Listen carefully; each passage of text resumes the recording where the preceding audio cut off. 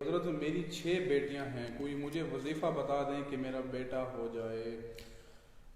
حضرت امام اعظم ابو حنیفہ رحمہ اللہ ارشاد فرماتے ہیں، ہمارے استاد حضرت جابر رضی اللہ عنہ صحابی رسول فرماتے تھے کہ رسول اللہ صلی اللہ علیہ وسلم کی خدمت میں ہم بیٹھے تھے کہ ایک شخص آیا، اس نے آ کر اللہ کے رسول سے عرض کیا، یا رسول اللہ میری بچیاں پیدا ہوتی ہیں، بچے نہیں ہوتے۔